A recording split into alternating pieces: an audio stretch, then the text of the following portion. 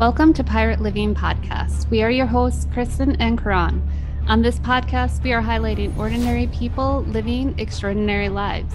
These are pirates who take small, bold actions daily to create social change.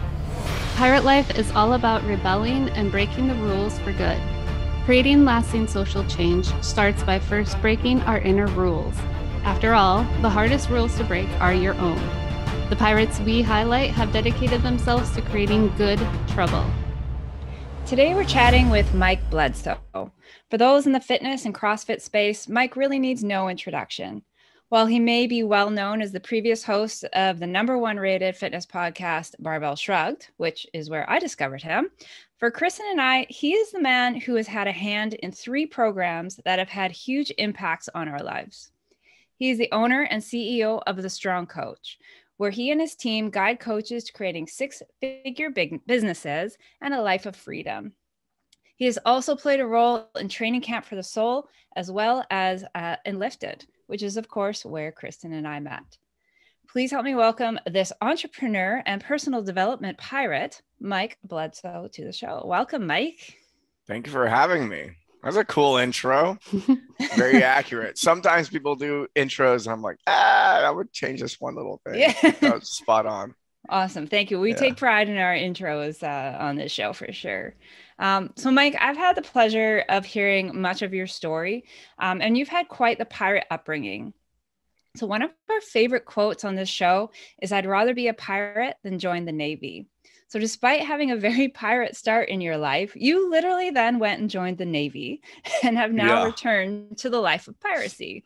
So we would love for you just to weave us the tale of your pirate journey and where it got you here today. Oh, wow. All right. There was actually the time I spent in the Navy was interesting because you're right. My upbringing was very pirate-like. I was homeschooled. It was just this general feeling in my home, like, why would you go to school? Like, that would be don't you want to get an education? Like, type of thing. And so, going in the Navy, I think was a bit of a rebellion for me in that way. Where I think a lot of my life was being geared towards that. I was the oldest of 5. And so, I ended up feeling very responsible for my siblings, ended up living a very rigid life. So even though I was brought up in that direction, I needed to rebel. And going in the Navy was actually a rebellion in a way. So, I thought it was going to be, people told me it's not going to be what you think it's going to be and this and that. And I go, yeah, whatever. I go into the Navy and I spent 4.5 years there and I realized it's not what I want. I had no idea what I did want to do, but I knew what I didn't want to do.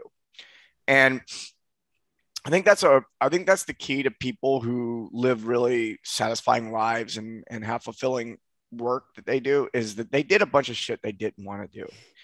And I think that a lot of people, the people that, they feel stuck, they end up, they keep on thinking that somehow, some way their purpose is going to, angels are going to come out of the sky with trumpets and they're going to be bestowed with their grand purpose in life and all that. But that's just not how it works. It requires, there's only one way to find the truth, and that is by knowing everything that's untrue. So it's an apathetic process. You're not going to, your first job isn't going to be your dream job and this and that. So like, I didn't know that concept back in the day, but my heart was really sung really loud. Part of it was I read this book called The Fountainhead when I was in the Navy, and it was written by Ayn Rand. You might know the name from the book she wrote, Atlas Shrugged. So she escaped the Soviet Union and came to America, and then wanted to warn people of that, and basically founded a philosophy called objectivism. And she wrote this book called The Fountainhead, and The Fountainhead is really about self-expression. That's one of the things that I really got out of it. And I realized that there was a part of me that wanted to do things that was outside of the existing system. And it may not fit into anybody's pre-existing ideas about what can be done as a job or what you should do with your life or anything like that. So I read that book. I was in this super structured environment. I was reading this book that was about self-expression and how society actually doesn't like that very much. But this guy, he's like, I've got to follow my heart anyway. So I read that. I get out of the Navy and I go to school for business, and I didn't know what I wanted to do with my life. And I figured a business degree out of all the degrees couldn't be the worst. Maybe I'll make more money because of it. Dropped out of that. I dropped out of the accounting class the first semester, and I switched. I hated it. I switched programs into the exercise sports science. My parents asked me, what are you going to do with that? You're going to be like a PE teacher at a school? I'm like, I don't know. I don't know what I'm going to do. All I know is I like the subject. Mm-hmm. And I did that, was introduced to CrossFit. I go, my first thought was I'll find the local CrossFit gym and I'll work there, because I know weightlifting and strength and conditioning better than most CrossFitters. I can go be helpful. And then I look and I realize there's not a single CrossFit gym in the entire state of Tennessee. Mm-hmm. So for about a day or two, I was like, oh man, what am I going to do? And they're like, we just got to open our own gym. Why are we being silly?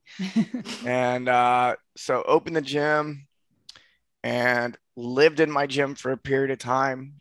I was committed to, I had this bad taste in my mouth about business. It's like I owned a gym, but I didn't really see myself as a business owner. I was like, yeah, I just run a club is the way I thought about it. And got my ass kicked really bad, was broke, living above my office in the crawl space. It was weird and necessary. But that really, we really learn lessons through pain. And I was experiencing so much pain that I finally gave in and decided to learn business. But of course I can't learn business just from anybody.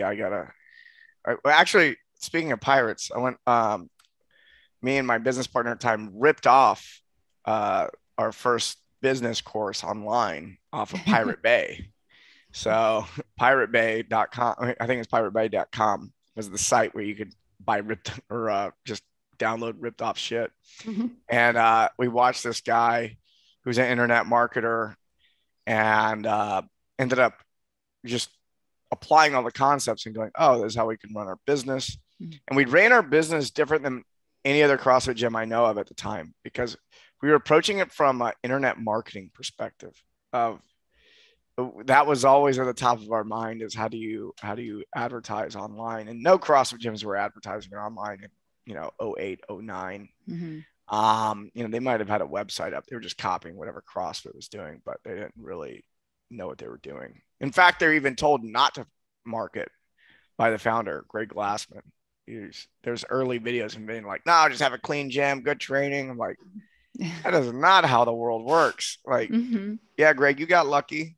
Like, and you're good at what you do, but I mean, CrossFit came along the same time that blogging got big, and mm-hmm. people could post. There's a reason it blew up, and it wasn't because of a well thought out marketing strategy. It was more of a confluence of things. Mm-hmm. So we started standing out in that way. Fast forward 2012. I noticed that there was no strength and conditioning shows for podcasts that were really targeting CrossFit, or there might have been some people talking about it in podcasts, but it was boring. And I go, we could do that better. So we started a podcast, and I looked at what Joe Rogan was doing. I was looking at what Rob Wolf was doing. I was I was looking at what people were doing on YouTube for YouTube channels, and we really just strung something together that was really special. And yeah, we created that podcast, which was number one, the number one rated show. Like, no one had more 5-star rankings and positive comments and all that kind of stuff. We were crushing. YouTube was crushing. It was great. It was great. Built a business around that, was able to live anywhere I wanted, moved to San Diego. That show, that was like we consider ourselves like, oh, we're like a touring rock band, but then we had like, there were some women that were like, oh, you guys are like a boy band, not a rock band. I'm like, oh, fuck. Ouch. Yeah.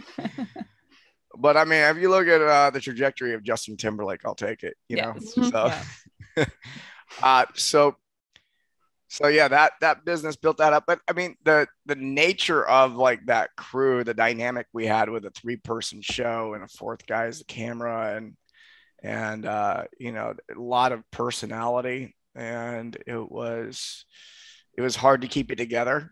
And it dissolved at a certain point, and it fragmented, and the business fragmented. And I went from experiencing the most success that I thought I would ever experience, as far as how much money I was making, popularity. I never wanted to be popular. I never wanted to be well known. It just wasn't an idea for me. So to have all that stuff happen, I'm like, wow, I'm like famous in this one little thing, this niche, and I've got more money coming in than I could even fathom, you know, a decade ago. Like, wow. And then that was probably the reason why I lost it all. So it was there's a big crash and burn. There was time taken off, and when I took that time off from really putting attention into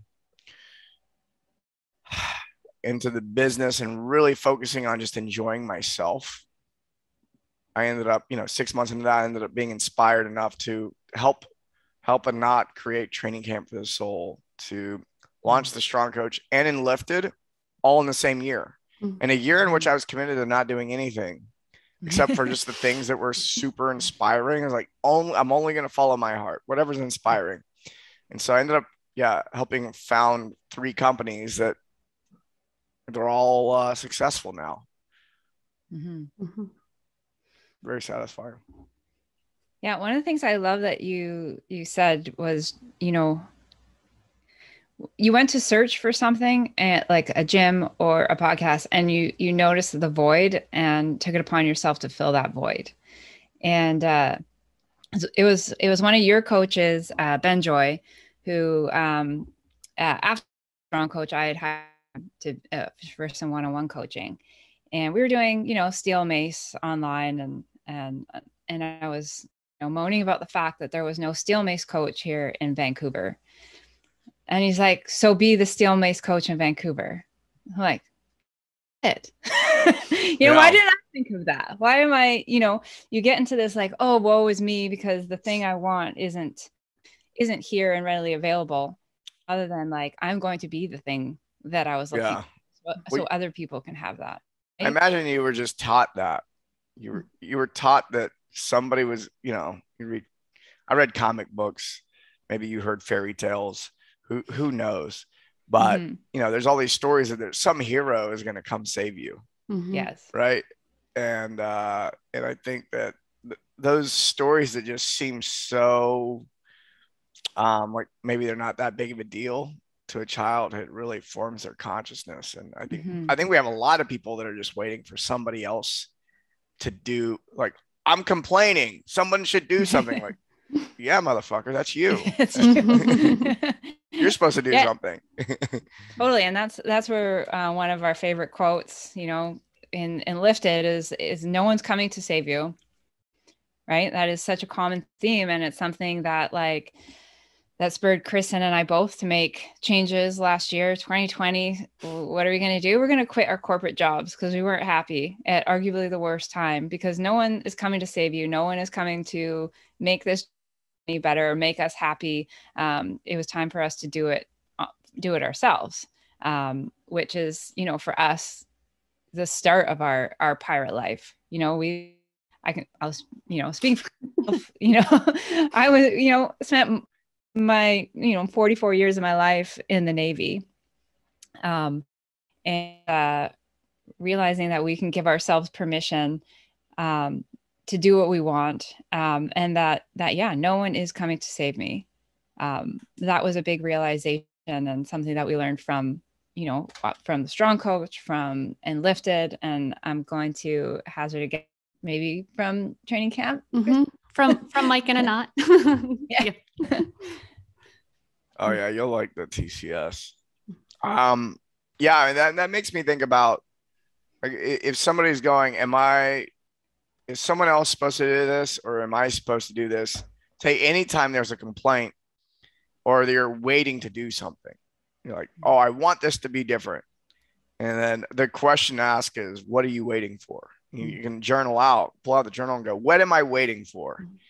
This thing to change. I'm like, oh, not waiting on, it's just me. I'm waiting on me. Or maybe you are waiting for something outside of yourself, and it just requires a conversation or, some step to be taken. Mm-hmm. It's a good point out. I've had that happen a few times. And before doing training camp, I would not have had that conversation at all. Like, what am I waiting for? I'm for them to come to me. And then once I learned that I am the one in charge of the story that I'm creating, it's been a lot easier to have those conversations too. Like, what am I waiting for? This person to do that? Okay, I can now pick up the phone and have that conversation with them. So yeah, once you change that perspective, and are rewriting to become the hero of your own story, it definitely changed a lot of things for me as well. So you said, what are you waiting for, is a great question to start. Are there any other questions that some people could ask themselves as they're trying to get started on their pirate journey that would spur that moving forward? Oh yeah. My favorite question is it true? Mm. And it's a great question, because majority of our operating system that we're working from is based off of false beliefs. So the thing that is likely holding you back is something you've yet to question as to whether it's true or not, and you still hold on to it as something that is concrete in life. You can really hear this in people who, they may use the phrase, it's just how it is. It's just how life is. We've all heard that either from ourselves, mm-hmm. or for somebody else, or that's just how I am. And that's somebody who, when I hear those words, I go, oh, they've yet to inquire within about truth. And until that happens, there's going to be a lot of illusion running the show. And, I'm not free of that. I'm not enlightened. But it's the question that really helps me. Byron Katie is, are y'all familiar with Byron Katie? Mm-hmm. Yeah. Her 4-step process, her questions. Is it true?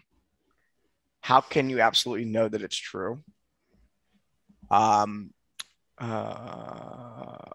How do you behave? I think it's, how do you behave when you believe that thought? And then who are you without that thought? And if I'm ever wrestling with something, then I run it through those questions and then just laugh at myself. So with some of the work the work that you are doing, What is the social rebellion that you're started or you're looking to start with a work? Social rebellion. It's funny because I think just being healthy is a rebellion at this point.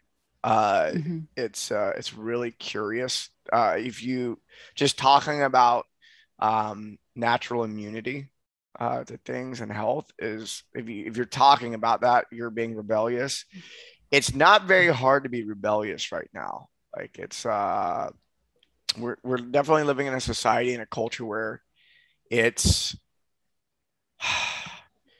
there's just not very much tolerance. The tolerance is an all-time low. And all-time low, but it's all-time low in my lifetime. And so, that's one way that I would say that I'm being rebellious. I encourage people to go it on their own. Was talking to we brought Matt Shiver onto our team this past week, and he was talking about him coming in the strong coach and quitting his job, and everyone's quitting these jobs. And and my girlfriend, 3 months after we met, she quits her job, and we were talking about that. Matt goes, yeah, he kind of has that effect on people. People end up quitting their jobs, and that's a good thing.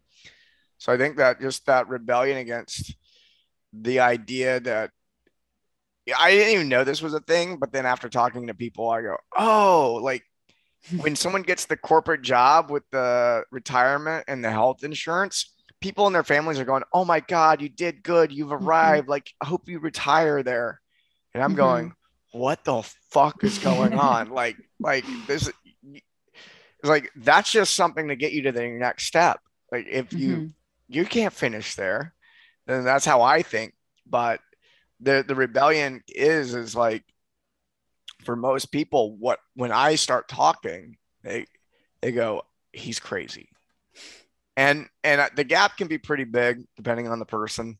And sometimes that, they're very committed to that as what's true.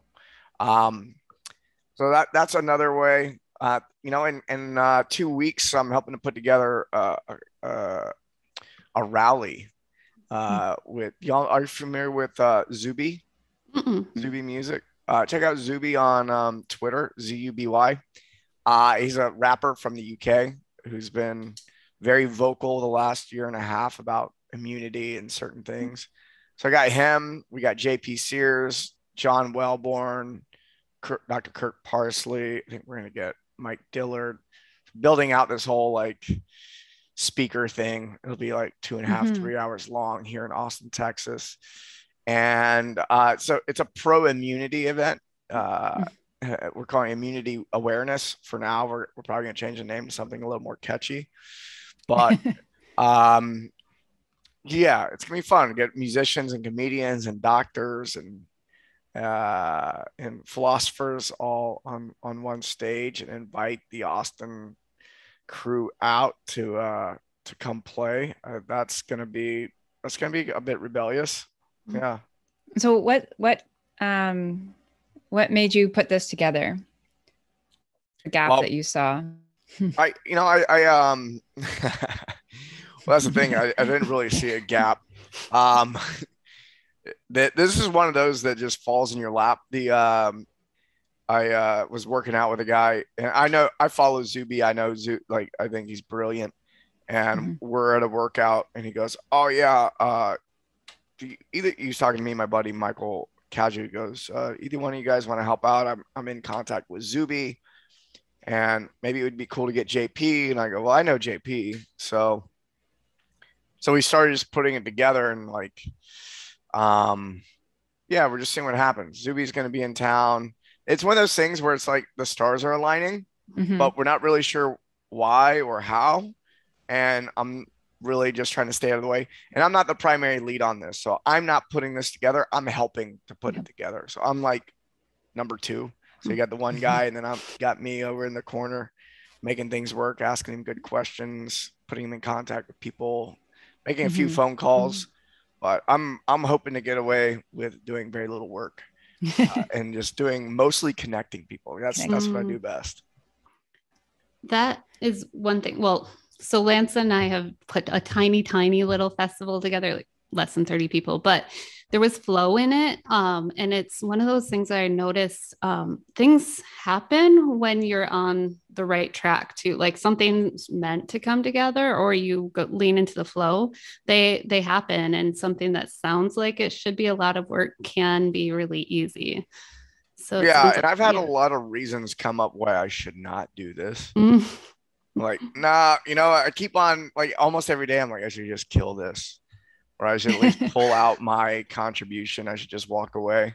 I'm already so busy with other things, and it's not for me. The event's not for me. I don't like, I know these people, like, it's fine. I don't need to meet anybody, whatever.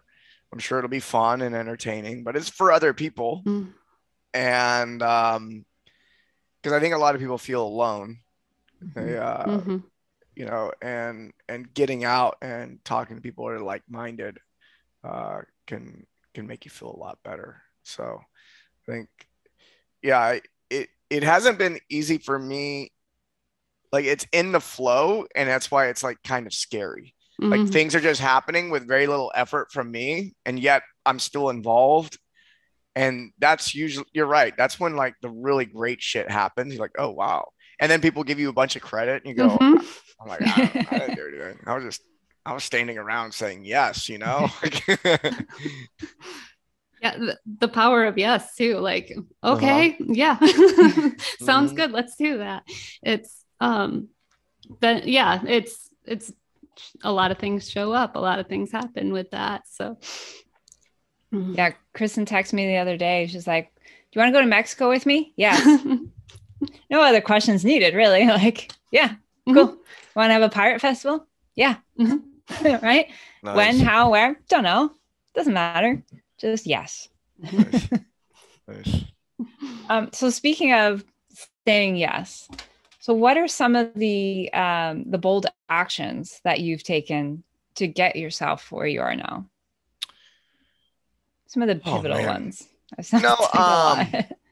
Starting a podcast and YouTube channel was scary. At that point I had done some seminars in the area at other gyms and things like that. But the idea of going, okay, I'm going to shoot this video and then I'm going to put it on Facebook. I'm going to put the link on YouTube and Facebook and see what people say. And it was one of those things where every time we improved the quality of the show in some way, it made me nervous. And it's like there was a fear of being perceived as someone who is trying hard, but not actually not doing it good. It's like, oh, he's trying hard, but he sucks at this. It's like, so anytime we wanted to make improvements, there was this fear to make improvements, because if I stayed with a low quality video, if I stayed with low quality, if we didn't change our production value in any way, it was like I could then blame it on the production value and not on the quality of my own content. And so those upgrades, just initially getting it started and making the upgrades, was actually very challenging. I was like, oh, and I didn't really recognize it as such then, but I look back and I go, man, I was scared the whole time for like months. And walking up to people and asking them to come on the show, where it felt like they were doing me a favor by coming on the show. Of course, they're excited to come on the show because this was 2012 when I started that, and no one was being invited as guests on podcasts. You could have gotten like the president on a podcast in 2012. It was like, if you had a podcast, it was a big deal. So it was one of those things where like I felt like I was imposing on them, and I just did it anyway. I walked straight up to Arnold Schwarzenegger and like shook his hand. I was like, dude, I need you on this show over here. Can we just get 20 minutes of your time? He didn't have time. He gave me like a really sad no. Like it was like, it was sad for him. It was sad for me, but those are just like the things. And like getting shot down by Arnold Schwarzenegger was like, that was a big deal. I was like, I felt like it was just like a huge, I was like, oh, I'm going to make this happen. I'm going to make this happen. I've got like my team standing behind me. They're watching the whole interaction happen. And they're like, oh, Mike's going to make it happen. I turn around. I'm like, sorry, guys. I didn't make it happen. So it's like even, and then my friend Chris Moore does a whole show about that moment and posts it online, and which was funny, but it was also uncomfortable. It was just like admitting that, you know, I completely, you know, the thing that I wanted the most, like I couldn't pull it off. And yeah, so those are some like big pivotal things. Walking away from my company after running it for a long time, and the amount of identity I had tied up in being the CEO of that business and the host of a show that's so popular and respected. And I knew, because I changed things before. I had you know, sold a gym. I had transcended certain roles and then put someone else in place and watched the backlash before. Like that's not a new thing for me. And so stepping away from Barbell Shrugged, which was the biggest thing that I'd ever built, like I knew there was going to be, you know, people are going to be like, where the hell did he go? Why is he quitting? Like all these things.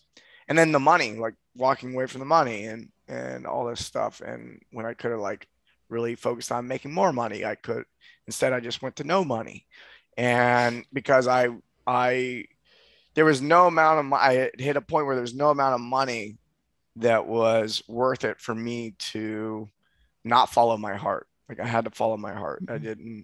I had sacrificed myself for way too long. So that was a pivotal, like, oh man, this is a hard decision. Leaving a marriage was one of those where it was like pivotal, like scary as fuck. Yeah, that was probably the most emotionally difficult one, and also the scariest. Yeah. What do you think prevents people from taking those scary actions? Yeah, I think that people generally take life too seriously. And they make a lot of things important that really aren't important. And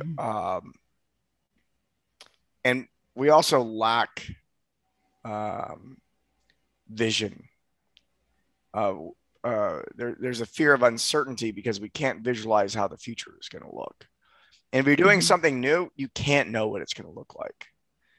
And so most people allow the uncertainty to, the fear of the uncertainty to control their mind instead of recognizing that, oh, there's uncertainty here. I acknowledge that. Is there any way to become certain? Absolutely not. That's not possible. That's not how this universe works. What are you going to do about it? Oh, most people go, well, I'm just going to keep doing what I was doing before and try not to shake the boat because I'm scared. But then some people go, you know what? Everybody's uncertain. And that's another thing. Nobody knows what the fuck they're doing. They have no idea where things are going. It's and this goes back to like the victim mentality of people actually think that someone else knows what's going to happen. Like they think that somebody is superior to them. I mean, that's the truth. People think that there are superior human beings out there, and there's not. Like everyone that you look up to is full of shit and they don't know what they're doing. Like they may have some things figured out. There's, you know, people do hold wisdom that they can bestow, but they don't know what's going to happen in the future. And they don't know what's going to happen in the future for them. So when you see people look at other people who are really successful, like, oh, but they do this and they do that. I'm like everything they did was, they had no idea how it was going to work out. Like, they just did it. So stop worrying about them. Do your own thing. Yeah. One of the things that Strong Coach really taught me was just taking messy action. As a recovering, perfectionist So we try to wait. We think wait for like the stars to align, all the things to be in the right before we do anything. And all the great things that have come into my life have just been taking messy action, because you're right. I don't know what the outcome is going to be. I don't know if this is the right thing, but I'm not going to know if it's the right thing until I actually try it. And then maybe then I need to pivot. And it's not a failure. It's a pivot from what I originally thought, because it wasn't quite right. And that's why I love doing, we did our 10-year goals in the Strong Coach, and I do that with my clients. And I love when people are like, well, I don't even know what I'm doing tomorrow for my life. I'm like, cool, but what direction do you want to start heading? My 10-year goal that I wrote in Coach, whatever that was 3 years ago, was I wanted to write on women's health, right? And my smaller goals that I've already achieved in order to get to that 10-year goal, but I might not write a book.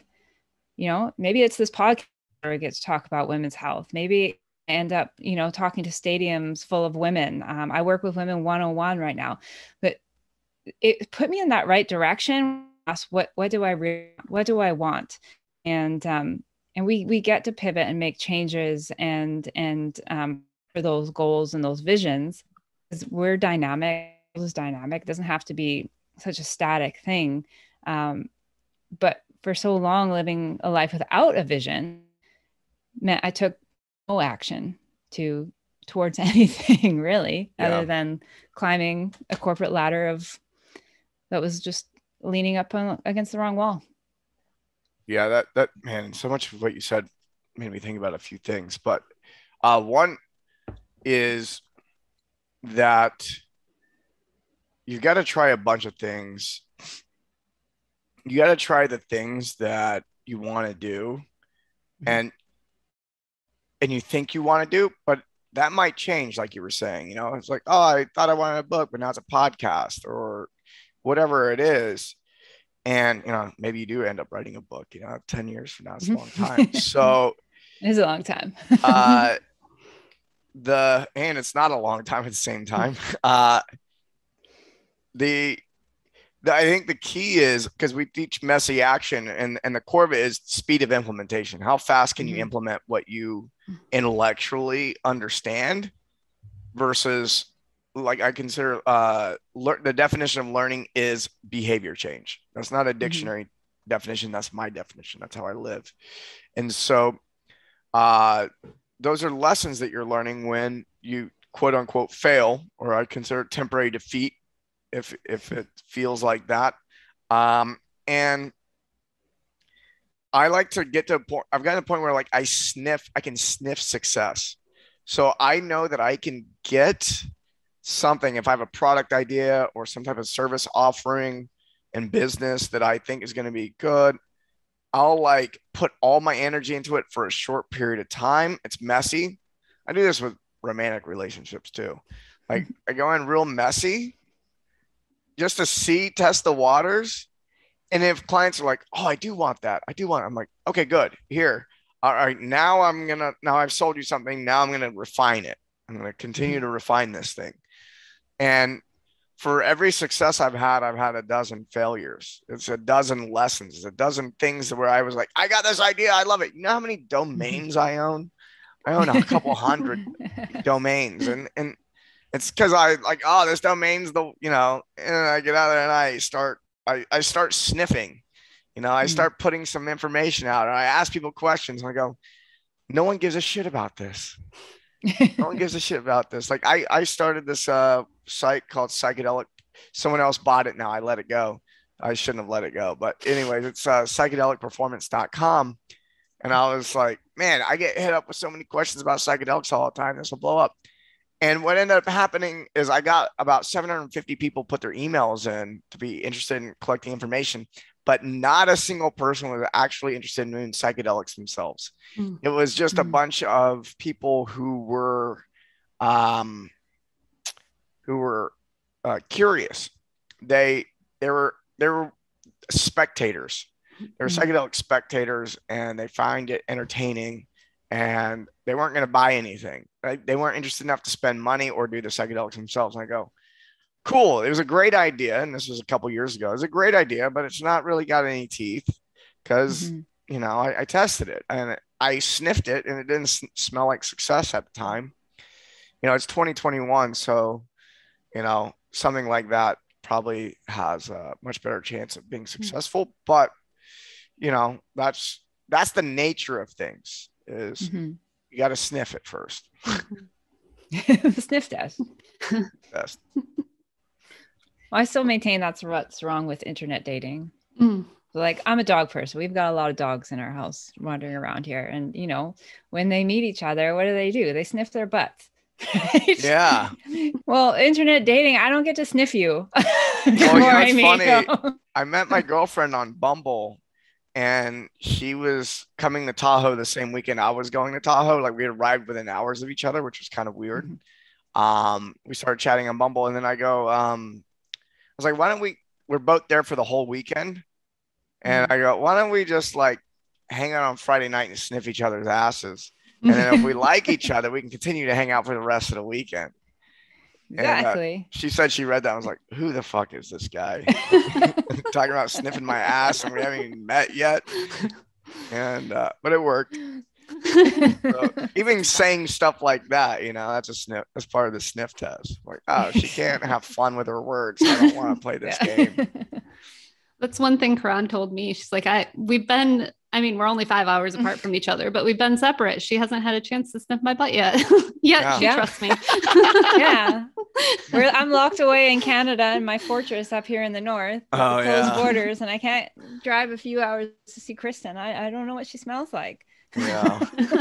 Yeah. Well, I heard the Canadians might get out soon. Who knows? Maybe. Yeah. That's a whole other story. Yeah, that's a whole other story. Yeah, and the other thing I like what I was hearing from you is you know, maybe it's not a book, maybe it's a podcast, is when we're setting a 10-year vision, where I've gotten now is like I like to create some specificity. That's always fun, but it's a lot better to create specificity in the short term and keep it a little more general in the long term. And for me, it's like I want to teach. Like I set a goal of 10,000 interviews. I could have said 10,000 podcasts, but I know that in a decade, podcasts may not be a thing. It might be, you know, there might be another medium. You know, I can do interviews on Instagram TV. I could, you know, I might have a YouTube channel. It may not be a podcast. You know, who knows? So I left it open. I was like, I want to do 10,000 interviews. And then, you know, for the book, I'm the same way. I was like, I like to focus on the value that I'm providing, not how I'm going to provide the value. So I go, oh, I want to teach people about this subject. I want to help people free themselves. You know, I want to help 1 million people free themselves by whatever. And then go, yeah, if I do it by speaking on stage, podcast, YouTube, writing books, I don't give a shit. Like that's one of the things I've learned is when I was younger, I got attached to how it was going to happen. And the older I get, the more I go, you know what? I don't know how it's supposed to happen, especially at the speed at which technology is moving right now. You know, I don't know how it's supposed to happen. So, but I got my true north and I'm going to just 1 foot in front of the other, follow the stars. Well, and that's such a pirate thing to do, right? Like it's not following the map, it's following your compass. Right. And which direction, and sailing on the edges of the map and discovering, you know, where there be dragons. And, you know, that's the fun part about being a pirate is not following someone else's map or someone else's design. And to be very enlifted, you get to be the architect of your life. And that's the exciting part. Yeah, absolutely. So I have a question. You enjoy partying. So what are you doing to throw better parties than those that are trying to destroy it? Wow. You know what? I used to throw some of the best parties. Some of the best parties I've ever been in attendance have been the ones I used to throw, especially when I was living in SoCal. But I had the house for it, you know, it was the perfect house for that scene. I don't have a good party house in Austin, but I have friends that have great properties. So one of the things that I'm working on a few things in regard to parties. My 40th birthday is October 10th. So I think my girlfriend's gonna put a party together. I'm gonna have some input on it. That's gonna be fun. It's gonna be a blowout. I think we're gonna go big. Um, so we'll find a venue here this weekend. My buddy's throwing a party on the lake. There's a lake right in the middle of the city. It's a long, narrow lake, Lady Bird Lake, and there's a sandbar. And so we're gonna rent paddle boards and go out there. And he puts DJ booth. He puts DJ booth on a float with big speakers. And yeah, I wouldn't be surprised if there's like a couple hundred of us out there. Nice. Just rent our paddle boards, get out there, spend all afternoon. House music is my thing. So he's got 6 hours of house DJs lined up. I'm stoked about that. And then yeah, I'm also gonna throw another party in the fall. I'm thinking October. So I think I'm gonna do like it's gonna be a strong coach event, like a 3-day, maybe 30, 40 people for 3 days here in Austin. So I'm gonna use my buddy Alex Rubchinski, his property, and yeah, I'm like reaching out to people. I'm gonna put together some really cool series of events and weave them together into something special. Is it going to be like the summit from a few years ago, the pre-COVID summit? That's the inspiration for it. Is we want to have another gathering, but man, there's so many things I would change and so many things I am going to change about that. And so it's going to be like 10 times better. So, cool. Yeah. And so will you tell us more about what you're doing with the Strong and the programs you have? Yeah. So man, I'm really excited about everything that's going on because we made so many changes this year. So even for the people who like you went through the program already, the program's very different now. So there's a lot of things that are the same, but a lot of it's changed. And so it used to be 90-day. It's now a 120-day program. And that way we can cover more space, get more things done. We have a community, which is where like we're continually putting updated content in there. We have students that are coming in that are holding their own events inside. People are teaching each other, which is really, really cool. Yeah, we're excited. Myself and the coaches and the rest of the team are really working towards just impacting more coaches, helping more coaches find their niche, like really find that segment of the population they can help the most, and then helping them figure out how to serve those people as good as possible and hit as many as possible at the same time. So it's about making that impact and helping people live healthier lives, whether it be through, fitness or music or medicine or whatever it is. That's one of the things I really like about Strong Coach. It's just kind of like, it's really for all the people who are into the same shit I'm into. So if you're into plant medicine, fitness, holistic health, primal flow movements, that kind of stuff, breath work, like this is like, oh, we got the tribe right here. That's what we're doing. So it's like I built this thing it's really for me, it's like, just like, oh, let's go do this shit. It's gonna be fun. What brought you to, being a gym owner and helping people individually to guiding coaches? I was like I said before, I was a reluctant gym owner. I was really a hobbyist who needed to have a business in order for it to work.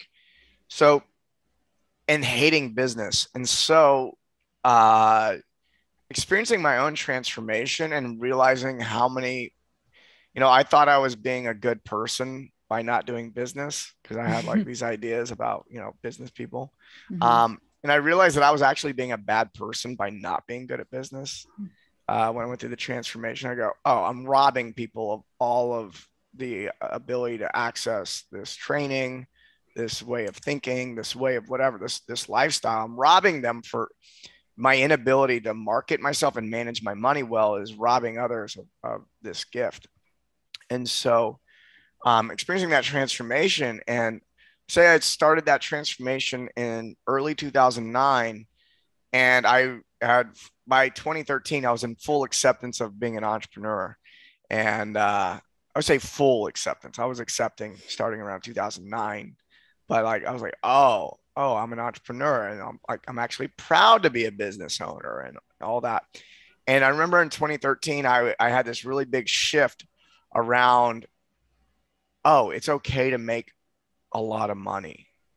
And when I realized it was okay to make a lot of money, I go, oh, I want to help. Like, it made such a huge impact on my life. I want to help other coaches do the same thing. So around that time is when I started doing Barbell Business Podcast, where I was helping gym owners out specifically, because after experiencing that transformation, I'd been studying business for 4 years. And then I got to the point mentally where I could accept that. I looked at the landscape and I go, the problems they have are easy to solve. We just need a mindset shift and some tools. And so that's really how I got into that. And coaches are my favorite clients. The idea of working with people who aren't coaches, like even entrepreneurs who are doing something that's not coaching, I don't connect with them as well. It just doesn't make as much sense to me. Like, it's cool. I have friends that are, not coaches and all that, but yeah, as far as the work I do, coaches make the most sense to me. And I think I make the most sense to them. People who aren't coaches think I'm a little off. So go ahead, Kron. No, I was going to say, one of the things with people, coaches and business owners that struggle, do you see that as like a breakdown in the fitness industry? Oh, absolutely. Yeah. The fitness industry as a whole is structured in a way to benefit supplement companies and big box gyms. So a lot of the way the small box gyms is just mimicking what's happening in the big box, and it just doesn't work that way. So you have the existing structure is not built for the modern person, the modern client, and the modern coach. So those existing, and then there's also this, in our society, there is a little bit of a stigma around being successful. And I think that, people are afraid of not being loved and accepted because they're asking somebody else for money, for their services.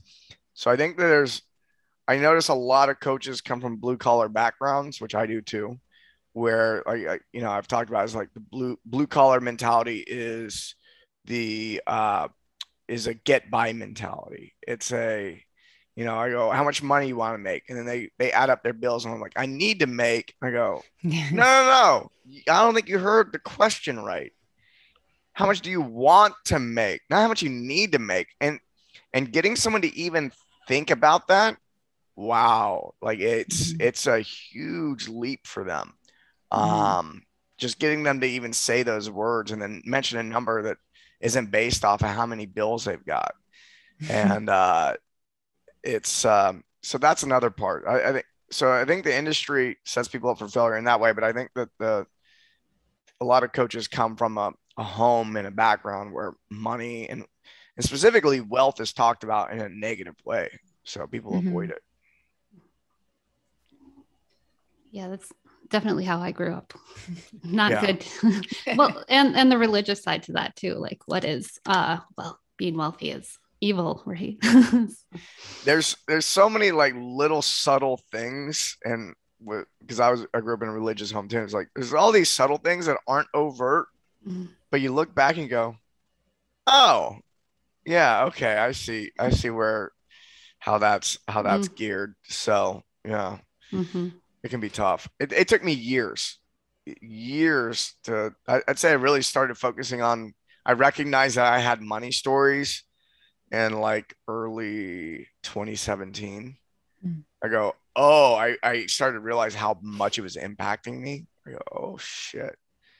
So I'm going through a money course right now, and in all of business, financials is my weakest point still to this day. It's pretty good. I'm not bad at it, but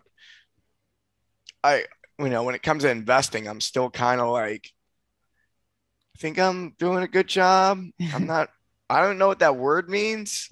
Sounds good. Like, and I'm like looking things up. So yeah, there's just areas in which I'm still learning. Mm-hmm. So where can our listeners go to find out more about you and all the cool, fun things you're up to? Best place to find me right now is on Instagram, Mike_Bledsoe. I'm also in the process of recording some new podcasts. Those will be going up on the Bledsoe Show. You can find those in some apps. Nothing's posted. It'll be like a couple weeks before I post anything there. And if you're a coach, check out thestrongcoach.com. You can hop on a call with one of our coaches for absolutely free. And our community is free for the first 2 weeks. And you can just check it out. No commitment. Very cool. Highly recommend The Strong Coach. It's life-changing. And it's changed even then. So yeah, it's an awesome program. Thank you. How would you recommend our listeners go about starting their own pirate life and taking small, bold actions? I really like that. There's a question that I like to ask is, why start small? First off, but where are you settling in your life? And you can make a list of areas in which you're settling. Like, you want things to be different, but you're just like, you know what? I'm too tired. I'm too scared. I'm too whatever to make the change. You don't have to make the change today, but write it down. And it is good to start with the easiest first and get some momentum, because you start realizing that internally it's very difficult to change. Externally, it's very easy to change. Absolutely. That's why we say the hardest. We say the hardest rules to break are your own, right? Yeah. Say, would you recommend being unreasonable? That word came out fast. Yeah. I really like being unreasonable. As unreasonable is something we teach at the Strong Coach. And and the whole idea is just that, people, you can make up an infinite amount of reasons to do or not to do anything. So instead of letting the mind just do its thing, tap into the heart, see what the heart's saying. And if you listen to your heart, you'll be unreasonable. And the people who've made the biggest impact on others and the planet in a positive way and enjoy the most success are unreasonable people. People don't look at Steve Jobs and go, man, what a reasonable man that was. That motherfucker was crazy. Exactly. The last question we have for you, it's an important one. Do you know any pirate jokes? I do. I got one prepared. Are you all ready? All right. A pirate walks into a convenience store with a steering wheel in his pants. The store clerk looks at the pirate and says, "Doesn't that bother you?" The pirate says, "Arg, it drives me nuts." That's a good one. That's better than most of our jokes. Thank you. I got that off of a guy, Mike Milioni. He's a professional musician, mostly in heavy metal. When he and I were part of a group that went down to Costa Rica for ayahuasca about 6 weeks ago, and we're staying in the same room, and he drops that pirate joke on me. I was like, oh yeah. Then y'all said y'all want a pirate joke, and I texted him. I was like, dude, what's that pirate joke again? I need it for his show. I'll give you credit. So yeah, Mike Milioni, he's a guy who like writes a bunch of music for other musicians. Like he's traveled with like all the big names. Like he's friends with like the biggest rock stars on the planet. It's crazy. And the source of great pirate jokes. Mm-hmm. And he looks like a pirate. Like if you look him up, look up Mike Milioni. Yeah. I'll have to look him up. He's a pirate for sure. Excellent. Awesome. Well, thank you so much for joining us today, Mike. It's been fun talking to you. And yeah, everybody go check out Mike and check out the Strong Coach, especially if you're a coach. Highly recommend checking out the Strong Coach. Thank you.